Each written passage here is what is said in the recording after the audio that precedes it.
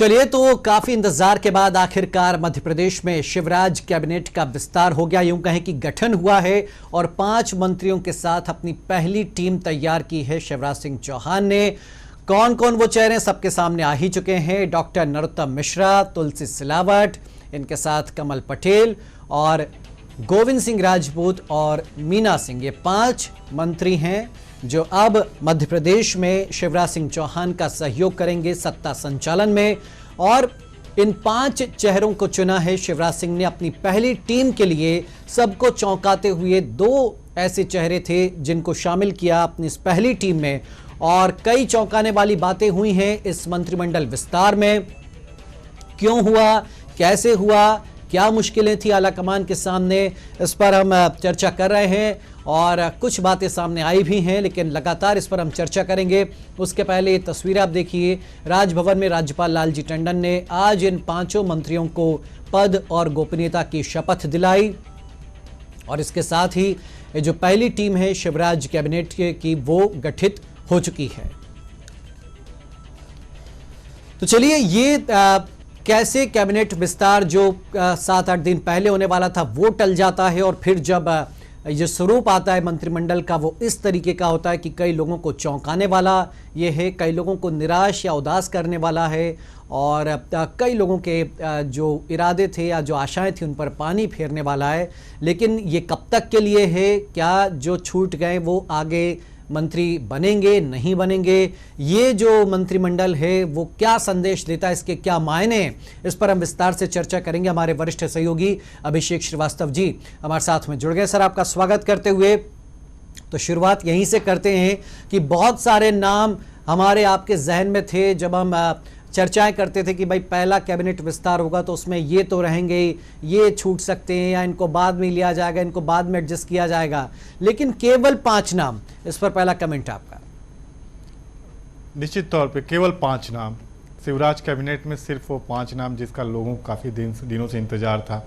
इन 5 नामों में लोग किसी और के भी नाम सुनना चाहते थे, कुछ ऐसे नाम सुनना चाहते थे जो मध्य प्रदेश की सियासत के बड़े चेहरे हैं, बीजेपी के लिए जिन्होंने वर्षों संघर्ष किया। लेकिन इन 5 नामों में से अगर 2 को छोड़ दें तो बाकी 3 ऐसे हैं जिसमें जब हम बात करते हैं इनके जो कभी कांग्रेस में सुने जाते थे, तुलसी सिलावट कांग्रेस के बड़े चेहरे हुआ करते थे, गोविंद सिंह राजपूत कभी तो कांग्रेस के बड़े चेहरे हुआ करते थे।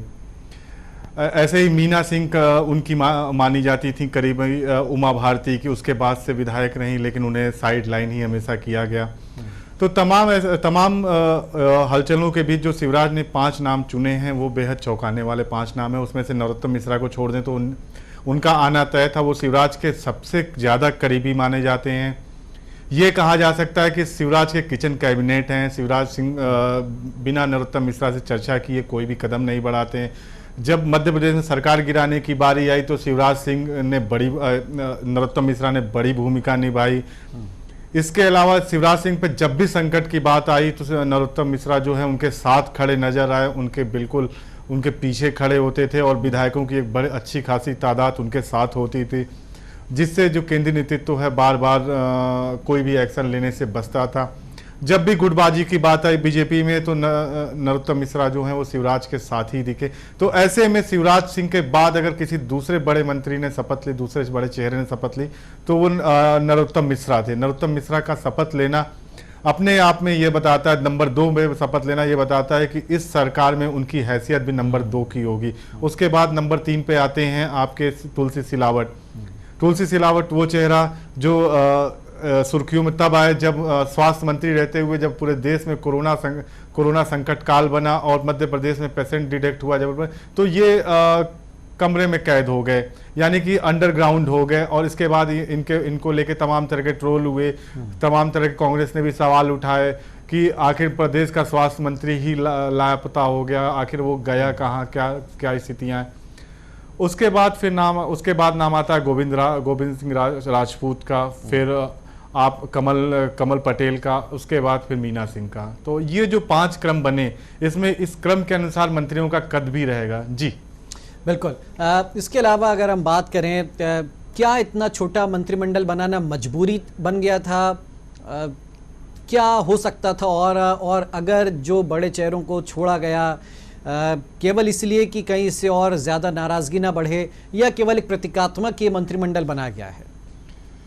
जी, प्रतीकात्मक मंत्रिमंडल तो नहीं कहा जा सकता, क्योंकि पिछले एक महीने से जो सत्ता संग्राम चला उसके बाद जो उस मंथन से जो शिवराज सिंह की सरकार प्रकट हुई, उसके बाद जो एक महीने का जो ये समय बीता है, ये दोनों पक्षों पे बड़ा भारी बीता है। रीजन क्या है कि बहुत सारे लोगों ने रात में सपने में संजोया होगा, खुद को मंत्री पद का शपथ लेते हुए देखा होगा, और जब पिटारा खुलता है और सुबह जब नींद टूटती है तो उसमें से 5 नाम ऐसे आते हैं जिनके विषय में किसी ने कल्पना नहीं की होगी।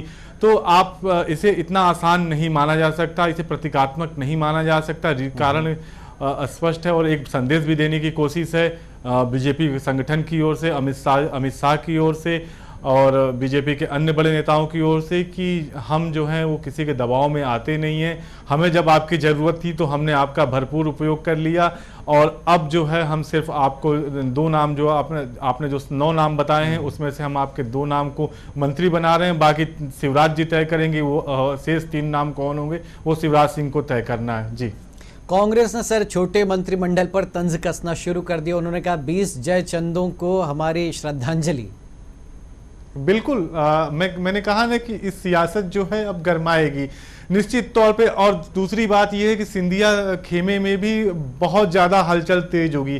कारण स्पष्ट है कि जिन्होंने अपनी शहादत दी है, जिन्होंने अपनी विधानसभा सीट गंवाई, उनके सामने एक बड़ी चुनौती तो पहले ये थी कि उन्हें उपचुनाव में जीत कर वापस आना, और उससे पहले बड़ी चुनौती ये है कि उन्हें उसी भारतीय जनता पार्टी से टिकट हासिल करना, क्योंकि उसी क्षेत्र में जिस क्षेत्र के से ये आते हैं और जिन प्रत्याशियों को हरा कर ये चुनाव विधानसभा तक पहुंचे थे, वो कहीं ना कहीं भारतीय जनता पार्टी के मजबूत सिपाही हुआ करते थे। भारतीय जनता पार्टी के सिपाही के रूप में सिंधिया के गढ़ में चुनौती देते थे। ऐसे में अब वो उन सिपाहियों की भूमिका क्या होगी, वो इनके साथ खड़े होंगे कि नहीं खड़े होंगे, ये तमाम चीज़ें जो है वो भविष्य की गर्भ में छिपी हैं। और ये इसको लेकर कांग्रेस भी काफ़ी उत्साह में है।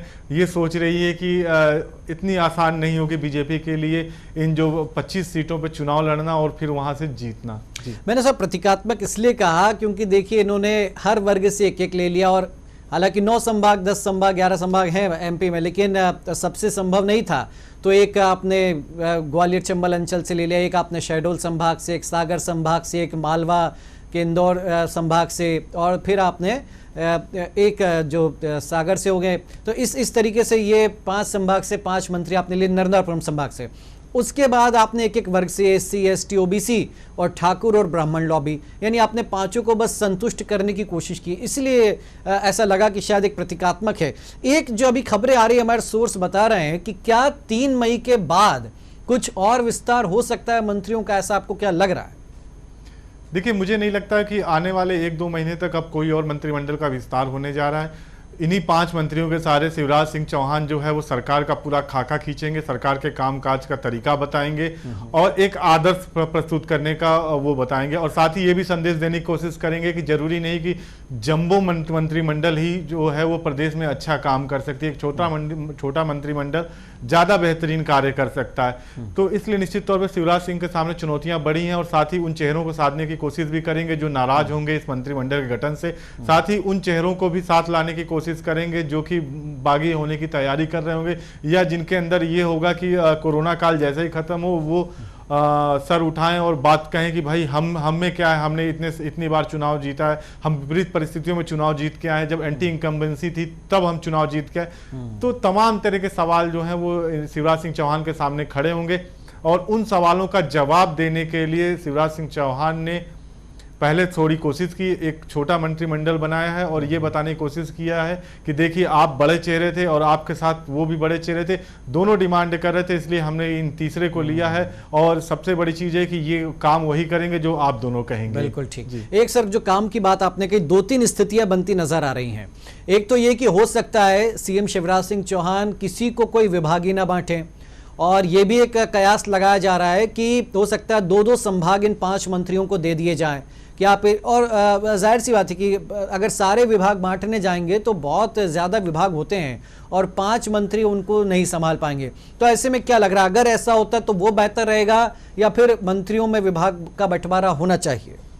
देखिए, जो मंत्रिमंडल का गठन हुआ है वो मध्य प्रदेश के 5 हिस्सों को ध्यान में रखे हुआ, मालवा निमाड़, बुंदेलखंड, बघेलखंड, उसके बाद बुंदेलखंड, मध्य, तो तमाम तरह वो सारे सियासी समीकरण को ध्यान में रख के मंत्रिमंडल का गठन किया गया। जातीय समीकरण भी ध्यान में रखा गया, ब्राह्मण रखा गया, क्षत्रिय रखा गया, पिछड़ा रखा गया, उसके बाद आदिवासी रखा गया। तो कुल मिला जुलाकर शिवराज सिंह चौहान ने जो चाल चली है वो बेहद वो है कि कोई भी तबका, कोई भी वर्ग, कोई भी संभाग, कोई भी खंड जो है वो नाराज न हो। दूसरी चीज क्या है कि जो सरकार चलानी है तो ये जरूरी नहीं है कि विभागों का बंटवारा न किया जाए। विभागों का बंटवारा करना होगा तभी आप सरकार चला पाएंगे, नहीं तो फिर इन मंत्रियों के होने और न होने का कोई मतलब नहीं। ऐसे तो फिर शिवराज सिंह चौहान विधायकों को जिम्मेदारी दे सकते थे कि भाई आप इस संभाग के लिए आप इसके कोऑर्डिनेटर हुए, इस संभाग के लिए आप कोऑर्डिनेटर हुए, इस संभाग को कोऑर्डिनेट आप करेंगे, तो ये कोऑर्डिनेटर बना सकते थे। लेकिन अगर उन्होंने मंत्रियों का मंत्री बनाए ही नहीं तो निश्चित तौर पर इन्हें विभागों का आवंटन किया जाएगा और हो सकता है कि आने वाले 1-2 घंटे 3 घंटे के अंदर स्थितियां स्पष्ट हो जाए किस मंत्री के पास कौन सा विभाग दिया गया है। और सबसे अहम स्वास्थ्य महकमा होगा कि स्वास्थ्य महकमा तुलसी सिलावट को मिलता है या फिर नरोत्तम मिश्रा को मिलता है या फिर किसी अन्य को मिलता है या शिवराज सिंह चौहान खुद इसे अपने पास रखते हैं, ये देखने वाली बात होगी। और सबकी नजरें स्वास्थ्य महकमे पर लगी हुई हैं। जी बिल्कुल, जाहिर सी बात है क्योंकि स्वास्थ्य पर ही पूरे देश की नज़रें हैं और जिस तरह से कोरोना संकट छाया हुआ है मध्य प्रदेश में और ख़ास तौर पर कल 3 बड़े शहरों का नाम लिया, इंदौर, जयपुर और मुंबई, और केंद्र सरकार तक को ये कहना पड़ा है कि यहाँ हालात सबसे ज़्यादा ख़राब हैं। और ऐसे में अब सर क्या लगता है आपको कि आज शिवराज जी ने अपने पूरे जो कार्यक्रम थे वो स्थगित कर दिए, केवल ये अब मंत्रिमंडल विस्तार हुआ है, मंत्रियों के साथ जाहिर सी बात है उनकी चर्चा शुरू हो जाएगी, क्या कुछ बड़े फैसलों की आप उम्मीद कर रहे हैं या फिर किस तरीके से अब वो डिस्ट्रीब्यूट करेंगे वर्क को?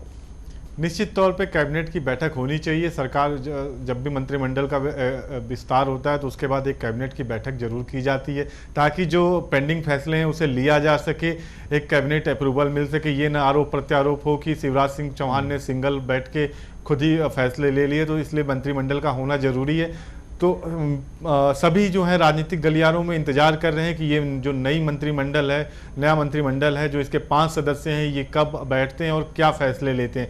दूसरी चीज़ जो आपने इंदौर का जिक्र किया, निश्चित तौर पे इंदौर जो है वो सरकार के माथे पर सिकन लाने वाला है। इंदौर ने सरकार की पेशानी पर बल ला दिया है। साथ ही इंदौर उस स्टेज में पहुँच चुका है जो कि बेहद क्रूशल स्टेज कहा जा सकता है, जिसे ये कह सकते हैं कि ये जो रेड लाइन है उसके बाद जो की स्थिति वहां तक पहुंच चुका है। आंकड़े हालांकि कल भी कम पेशेंट डिटेक्ट हुए, लेकिन फिर भी इंदौर जो है वो टेस्ट भी हम उस लेवल पे नहीं कर पा रहे हैं जिस आबादी के हिसाब से जितने टेस्ट होने चाहिए। हम इसलिए ये भी नहीं कह सकते हैं कि मरीज कम डिटेक्ट हो रहे हैं। निश्चित तौर पे इंदौर पे विशेष मॉनिटरिंग करनी होगी और पूरी सरकार का फोकस ये होगा कि इंदौर और भोपाल, इसके बाद जो खरगोन और ये जो कुछ नए शहर जो एकाएक हॉट स्पॉट बन रहे हैं इनको बचाया जा सके। जी एक सर फिर हम मंत्रिमंडल विस्तार पे लौटते हैं। उप मुख्यमंत्री नहीं बनाया गया, क्या वजह आप देखते हैं? देखिए, उप मुख्यमंत्री नहीं बनाया गया, क्या वजह हो सकती है इसके विषय में तो शिवराज सिंह चौहान ज़्यादा बेहतरीन बना सकते हैं, लेकिन मुझे लगता है कि उप मुख्यमंत्री मध्य प्रदेश की सरकार में जरूर होगा और एक नहीं 2-2 होंगे, जो अभी तक राजनीतिक गलियारों में कयास लगाए जा रहे थे। इसके अलावा जो भारतीय जनता पार्टी ने जो कहा है, भारतीय जनता पार्टी के जो सूत्र बताते हैं वो भी बता रहे हैं कि उप मुख्यमंत्री जरूर होगा।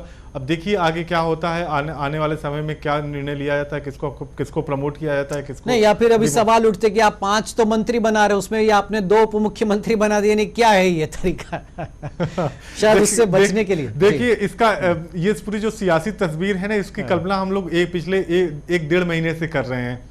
दिपेश जी, होली भी हम लोगों ने इसी ऊहापोह में बिताया, यही सरकार भागम भाग, सिंधिया का रूठना, कमलनाथ का छिप जाना, उसके बाद तमाम तरह की बातें, फिर ये डायलॉग बाजी, तमाम तरह के उस सियासी उवाज जो आते हैं कि अगर वो एक तोड़ेंगे तो हम 10 तोड़ेंगे, या फिर उसके बाद शिवराज का ये कि कांग्रेस जो है वो आपस में ही लड़कर मर जाएगी सरकार, तमाम तरह की चीजें हैं। इसको देखते देखते ये आने 1.5 महीने बीत गए और अब जाके जो मंथन हुआ, मंथन के बाद 5 मंत्री मध्य प्रदेश को मिली है, शिवराज जी को भी 5 मंत्री मिले।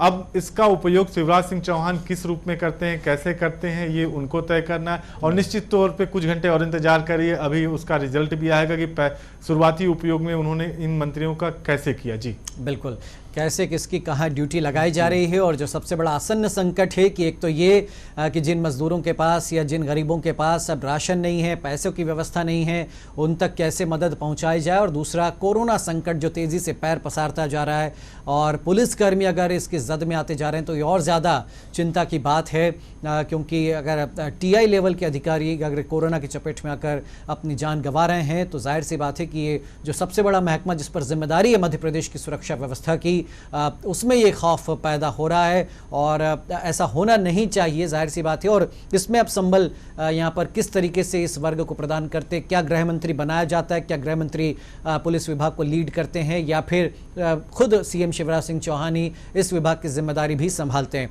एक चीज़ और सर कि अगर उपचुनाव तक ये कैबिनेट विस्तार नहीं होगा तो प्रद्युम्न सिंह तोमर हैं या बाकी जो पूर्व मंत्री हैं वो फिर क्या कह के जाएंगे वापस चुनाव लड़ने कि साहब हमको मंत्री नहीं बनाया। क्या ये बहुत ज़रूरी नहीं हो जाएगा कि पहले उनको भी मंत्री बनाया जाए, तब तो एक उनकी उम्मीद रहेगी कि वो चुनाव जीत सकेंगे। देखिए दीपेश जी, मैं पहले आपने इसके पहले जो जिक्र किया पुलिस महकमे पे का सवाल खड़ा किया, आपने कहा कि जो वो शहीद हो रहे हैं पुलिस महकमे में भी कोरोना का भय फैल रहा है, तमाम तरह की चीज़ें, ये सरकार के लिए सोचने वाला विषय है। दो कोरोना कर्मवीर जो है वो दम तोड़ देते हैं।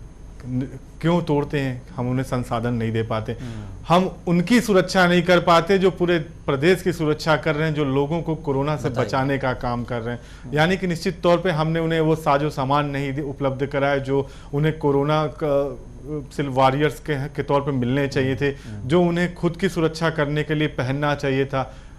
निश्चित तौर पे ये एक बेहद बड़ा सवाल खड़ा होता है सरकार के सामने कि क्या ये छोटी सी राशि और तमाम तरह की चीज़ें जो हैं वो उनको वो सम्मान दे पाएंगी, क्या उनके परिवार में वो खुशियां लौटा पाएंगी? तमाम तरह के सवाल खड़े होते हैं। कोरोना कर्मवीर वो हैं, निश्चित तौर पे उन्हें सुविधाएं मिलनी चाहिए। सरकार को ये आपसी खींचतान और मंत्रिमंडल गठन के अगर बाहर निकल चुकी है तो अब उसे सोचना चाहिए इनके विषय में। जी बिल्कुल, जाहिर सी बात है। और इसके अलावा जो एक पॉलिटिकल सवाल था, क्योंकि कई ऐसे विधायक, पूर्व विधायक के पूर्व मंत्री हैं जिन्होंने सिंधिया जी के लिए अपना सब कुछ कुर्बान तो कर दिया, लेकिन अब वो वापस कैसे पाएंगे? तो इसीलिए एक संशय है कि क्या ये उपचुनाव के पहले फिर कैबिनेट विस्तार होगा, वरना फिर ये प्रद्युम्न सिंह तोमर या इमरती देवी या प्रभुराम चौधरी ये फिर कैसे जाएंगे जनता के बीच में चुनाव लड़ने? देखिए, सबसे बड़ी चीज़ है कि भक्ति करने के बाद फल की आशा नहीं करनी चाहिए। और इन्होंने सिंधिया की भक्ति की और तन मन धन सबसे कर दिया उन्होंने सिंधिया की भक्ति। उसी का नतीजा है कि ये विधानसभा से इन्होंने इस्तीफा दे दिया और ये अब खाली हैं, आम इंसान की तरह अपने क्षेत्रों में। तो अब बड़ा सवाल ये उठता है कि क्या सबसे पहला सवाल ये उठेगा कि क्या सिंधिया इन्हें इन सभी को टिकट दिला पाते हैं? पहला सवाल। दूसरा सवाल ये है कि इन सभी को मंत्री पद दिलाना संभव नहीं होगा। तीसरा सवाल, जनता इन्हें दोबारा स्वीकार करती है कि नहीं करती है? चौथा सवाल, अगर स्वीकार करती है तो फिर इन्हें जीत के आने के बाद क्या मंत्री पद दिया जाएगा या फिर किसी निगम या बोर्ड का अध्यक्ष बनाया जाएगा? और नहीं बनाया जाएगा तो फिर इस भक्ति का क्या फायदा? तमाम तरह के सवालों के जवाब पहले इन्हें खुद ढूंढने हैं और उसके बाद इन्हें शिवराज सिंह से जवाब मांगना है। जी बिल्कुल। तो दर्शकों, जैसे कि 5 मंत्रियों के साथ ये पहली टीम का गठन हुआ है, विभागों के बंटवारे पर भी अभी एक सस्पेंस है। उसके अलावा कैसे ये 5 मंत्रियों की टीम काम करेगी मध्य प्रदेश में, चूँकि इतना बड़ा प्रदेश है, 7.5 करोड़ से ज़्यादा की जनता है और उनमें 5 मंत्री और 1 मुख्यमंत्री, ये 6 लोगों की टीम किस तरीके से सामंजस्य बिठा पाती है, ये देखने वाली बात रहेगी। लेकिन सर, आपका आकलन और क्या कहता है, अभी जिस दौर से मध्य प्रदेश गुजर रहा है, राजधानी और आर्थिक राजधानी दोनों कोरोना संकट से कहें कि पूरी तरह से ग्रस्त हैं। कल भोपाल में एक परिवार के 8 पॉजिटिव मिलते हैं। उसके बाद स्वास्थ्य विभाग है या पुलिस विभाग है, इन पर बहुत सारी जिम्मेदारियां हैं। वित्त विभाग की अपनी सीमाएं हैं, प्लस जो आप अगर 26 जिलों में लॉकडाउन खोल दे रहे हैं तो वहाँ पे फिर चुनौतियाँ बढ़ सकती है। कुछ भी हो सकता है, कहीं से कोई संक्रमित आ जाए और फिर वहाँ पर हालात बिगड़ जाएं। तो इन सब हालातों में कितनी चुनौतियाँ आप देख रहे हैं? देखिए दीपेश जी, सवाल आपका बेहद बड़ा सवाल है और ये पूरे मध्य प्रदेश के सामने यक्ष प्रश्न की तरह खड़ा है। सवाल यह है कि मध्य प्रदेश क्या करेगा 3 मई के बाद, जब लॉकडाउन खत्म होगा और सड़क पे जो है वो जिंदगी जब लौटेगी, तो उसके बाद मध्य प्रदेश अपने को किस स्थिति में पाता है। क्या वो उद्योग धंधे जो हैं, जो पहले चलते थे, वो खुद को उसी स्थिति में पाते हैं जहां पे वो छोड़ के इन 1 महीने के अंदर, 1.5 महीने के अंदर कैद हो गए। दूसरा सवाल, क्या नौकरियों की स्थिति वही रहती है जो 3 मई से पहले तक थी? तीसरा सवाल, क्या उन शहरों की आर्थिक स्थिति वही रहती है जो पहले थी लॉकडाउन से पहले? तमाम सवालों के जवाब जो है वो सरकार को ढूंढने और साथ ही ये प्रयास भी करना है कि हम जो है वो मालवा निमाड़ की राजधानी इंदौर को हम बचा लें। हम उसे उसी आर्थिक गति से दौड़ाएं जिस आर्थिक गति से वो पहले दौड़ा करती थी। दूसरी चीज, मध्य प्रदेश के दिल भोपाल को भी हम बचा लें। भोपाल में आर्थिक स्थितियां उसी स्थिति में हो जैसी पहले हुआ करती थी। भोपाल में जिंदगी उसी तरह दौड़े जिस तरह से पहले दौड़ा करती थी। भोपाल में सरकारी तंत्र उसी हिसाब से कार्य करे जिस हिसाब से पहले कार्य किया करता था। तीसरा बड़ा सवाल, किसानों को उनके उपज का मुआवजा मिल सके। खरीदारी की ये स्थिति हो रही कि किसान अपना अनाज लेके संयंत्र केंद्रों तक नहीं पहुंच पा रहे हैं। तमाम तरह के दावे किए जा रहे हैं कि किसानों को नहीं रोका जाएगा, तो किसी को नहीं किया जाएगा, उनको क्रय केंद्रों तक लाया जाएगा। लेकिन स्थितियां ये हैं, किसान क्रय केंद्रों तक और विक्रय केंद्रों तक नहीं पहुंच पा रहे हैं, उनसे खरीदी नहीं हो पा रही है। चौथा सवाल, जो बच्चों का जो एजुकेशन सिस्टम डिस्टर्ब हुआ, बहुत सारी प्रतियोगी परीक्षाएं डिले हुई, तो इस 3-4 महीने ने एक रोजगार में जो गैपिंग बढ़ाई है कि रोजगार का आंकड़ा और बेरोजगारी का आंकड़ा और बढ़ गया, उसे हम कैसे कम करेंगे? बोर्ड परीक्षाएं, तमाम तरह की परीक्षाएं, तमाम तरह के रिजल्ट सब पेंडिंग पड़े हुए हैं। इस 1 महीने 1.5 महीने से न सारी चीजें कैद हैं आपस में। जी बिल्कुल, तो ये तमाम सवालों के जवाब मिलने चाहिए और उम्मीद करते हैं कि जब मंत्रिमंडल विस्तार हुआ है, आपने अपनी राजी मर्जी से एक बहुत छोटा कैबिनेट विस्तार किया है। एक यहाँ पर दिलचस्प आंकड़ा तथ्य हम ज़रूर अपने दर्शकों को बताना चाहेंगे। तेलंगाना में जब केसीआर ने सरकार का गठन किया था तो केवल मुख्यमंत्री और उप मुख्यमंत्री वो दोनों मिलकर 68 दिन तक सरकार चलाते रहे थे। यहाँ तो फिर भी 5-6 मंत्री हैं, हालांकि तब कोरोना नहीं था, लेकिन तेलंगाना तब नया स्टेट बना था। एक सर छोटा सा और सवाल, उम्र के हम क्राइटेरिया की बात कर लें तो अभी सबसे जो पूरी कैबिनेट है उसमें सबसे ज़्यादा उम्र के तुलसी सिलावट 65 साल के, उसके बाद शिवराज सिंह चौहान 61 साल के, नरोत्तम मिश्रा 60 साल के, फिर कमल पटेल 58 साल के, गोविंद राजपूत 54 साल के और मीना सिंह 48 साल की। तो यानी सबसे जो सीनियर है वो उम्र के मामले में तुलसी सिलावट है और संपत्ति के मामले में भी तुलसी सिलावट है। क्या लग रहा है आपको, 65 के पार जाएगी कैबिनेट या इसके अंदर रखने की कोशिश की जाएगी? शुरुआत तो कर दी है इन्होंने, तो निश्चित तौर पे अभी देखना होगा कि 62 के पार भी जा सकती है। दूसरी चीज़, तुलसी सिलावट वाकई मालवा निमाड़ के एक बड़े नेता माने जाते हैं, जमीनी नेता माने जाते हैं, सिंधिया के सबसे खास लोगों में शामिल हैं। सिंधिया जब भी जाते हैं इंदौर तो उनके पास जरूर जाते हैं। तो निश्चित तौर पर लोगों का जो ध्यान है वो तुलसी सिलावट की ओर रहेगा और ये भी देखेंगे कि पिछली सरकार में जैसा उन्होंने काम किया उस तरह काम करते हैं या उससे कहीं अधिक और अच्छे ढंग से कार्य करते हैं। तो कुल मिला जुला कर लोगों की निगाहें। मेरा सवाल ये था कि क्या यंग टीम ही रहेगी या इसमें अनुभवी नेताओं को भी, या कोई नया, मतलब जब भी विस्तार होगा अगला विस्तार? जी, इसमें 48 साल से लेके अगर 62 ईयर्स तक हम 65 ईयर्स तक हम हैं तो निश्चित तौर पे इसमें ये देखना होगा, इसमें यंग चेहरा कोई भी नहीं है।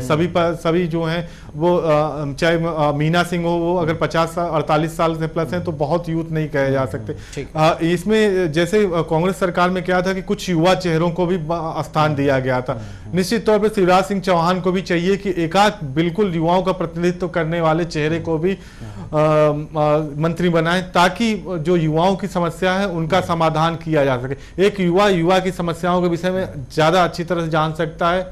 जी बिल्कुल, चलिए तो अब देखना होगा कि अगला विस्तार कब होता है, कैसे होता है, क्या उपचुनाव के पहले होता है, 3 मई के बाद होता है, क्या स्थितियां परिस्थितियां बनती हैं, क्योंकि अभी बहुत रिएक्शन आए नहीं हैं इस छोटे से कैबिनेट विस्तार पर। कांग्रेस ने जरूर कहा है कि चलिए 22 में से 2 मंत्री बना दिए, 20 को हमारी श्रद्धांजलि उन जयचंदों को, नाम ऐसा ले रहे हैं। खैर अब जाहिर सी बात है कि युद्ध स्तर पर काम करना है, इस टीम को लगातार काम करना होगा, क्योंकि बहुत सारी चुनौतियां हैं, बहुत सारे सवाल हैं, बहुत सारे यक्ष प्रश्न हैं जिसका जवाब मध्य प्रदेश की जनता चाहती है। जहां पर चौथे नंबर पर हम कह सकते हैं कि कोरोना मरीज हैं, और सबसे बड़ा जो संकट है वो कोरोना का संकट है, उसके बाद संकट है आर्थिक संकट होगा। इससे कैसे निपट पाती है शिवराज कैबिनेट, ये देखने वाली बात रहेगी। तो शिवराज और महाराज इन दोनों की आज ये मंत्रिमंडल विस्तार कैबिनेट तैयार हो गई है, कैसे काम करती है इस पर नजर रहेगी। शुक्रिया अभिषेक जी हमारे साथ में आपका इस चर्चा में जुड़ने के लिए। लगातार हम इस पूरे विषय से जुड़े मुद्दों पर हम चर्चा दिन भर करते रहेंगे। तो शिवराज कैबिनेट अब तैयार है, कैसे काम करती है और पहला डिसीजन क्या होता है, इस पर सबकी निगाह रहेंगे। फिलहाल इस खास पेशकश में इतना ही। आप देखते रहिए पत्रिका टीवी। नमस्कार।